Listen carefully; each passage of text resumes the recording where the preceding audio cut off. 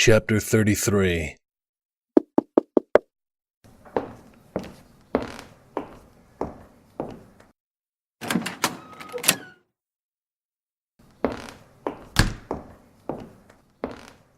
The mayor sat. Cam leaned against the wall behind Gramps' recliner. "What can I do for you?" "Stephen Walker and some of his friends did something to my daughter. Did your disagreement with Stephen had something to do with Maggie and what they did to her?" "Yup." "So you know what they did to my daughter?"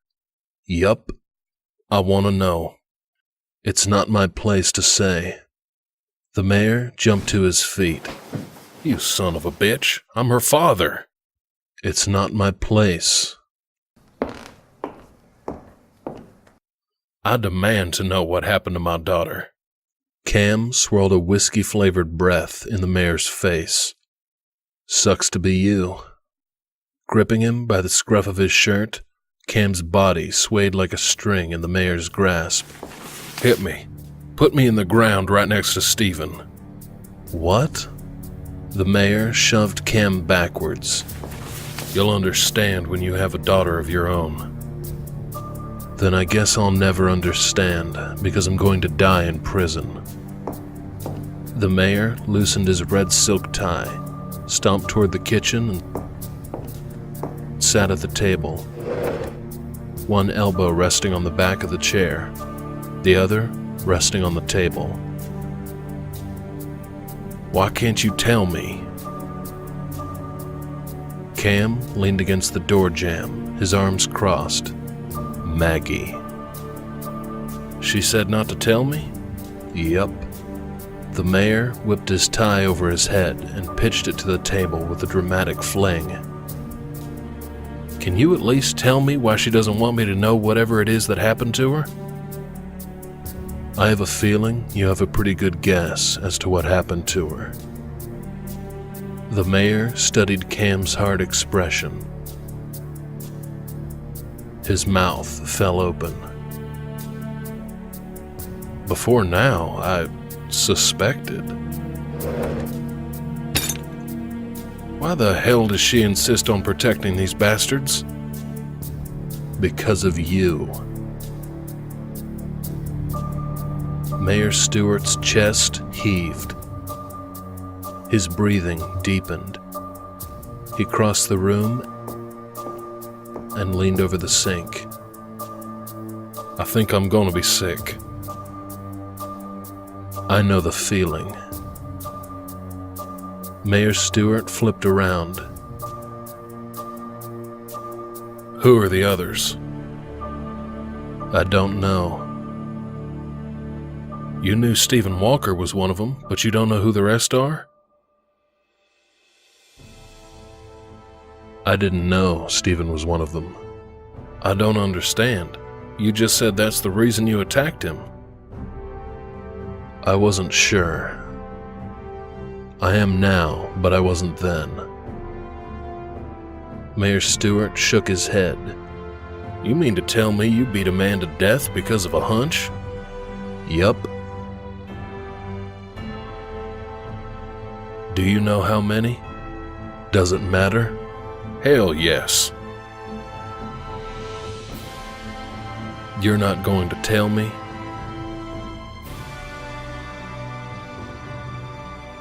I promised her. "I'm not asking you for names. I'm asking for a number." "I assume, since you attacked Stephen over a hunch, that you're somewhat desperate to see my daughter's assailants punished." "Assailants?" "Yes, assailants." Interesting word choice. I prefer barbaric, savage pigs that should burn in hell.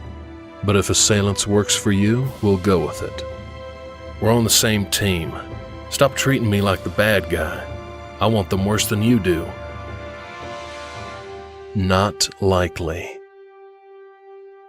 I'm going to try to find the bastards who hurt my daughter and prosecute them for their crime. But it would help a great deal if you could tell me how many I'm looking for. Think about it. I know a lot of people in this town. I still run my law practice out of Houston. If you want them, let me help. Cam's arms dropped to his sides. The mayor grabbed his tie from the table. Tell me this. He pulled the tie over his head and tightened it. How old were you when you found out there was no Santa Claus? A slow smile slid across Cam's face. 4. The mayor gave Cam a curt nod. Thank you. Cam followed the mayor to the front door. Mayor? Yes. What are you going to do? Why? I want in. I think you're in enough trouble already. Let me handle this. I think we both know I'm fucked. How can things get worse for me? I said I'll handle it. The mayor widened his eyes at Cam, a questioning but threatening look. Okay? Cam nodded. Yup.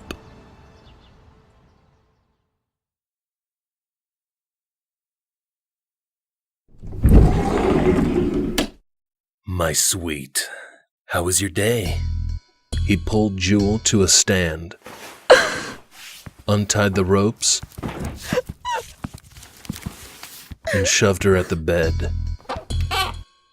Did Kip let you stretch and take you to the little girl's room?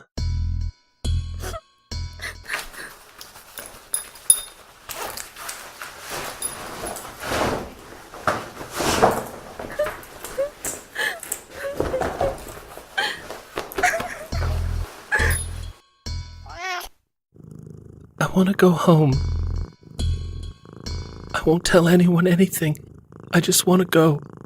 If you don't let me go, I'll break Cupcake's neck.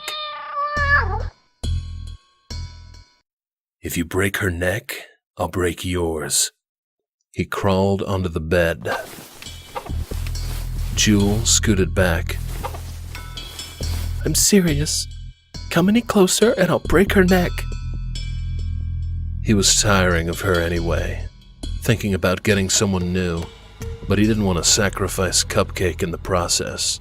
He held up his hands, palms out. Go. Jewel stepped from the bed, both her hands around Cupcake's neck. When Rain's sweet Cupcake wiggled in the bitch's grip, he launched at Jewel, tackling her to the hardwood floor. She landed face down, Rain's body covering hers.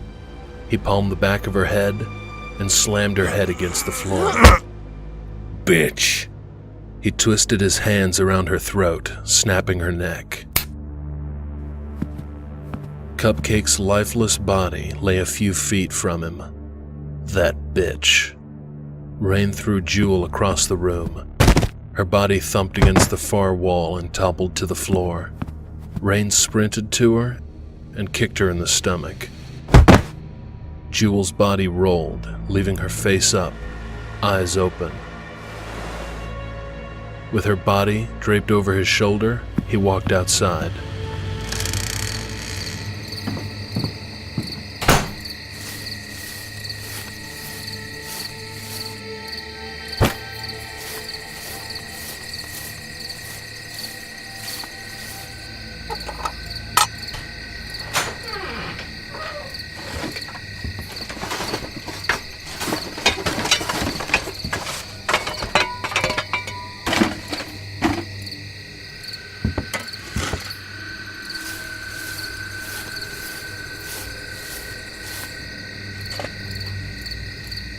He considered his options for replacing Jewel.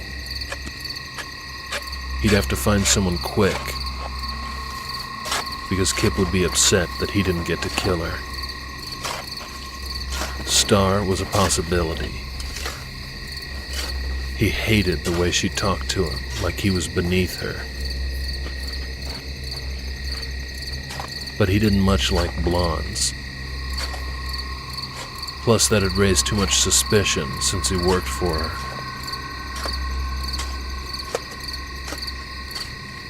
He had to find somebody more random.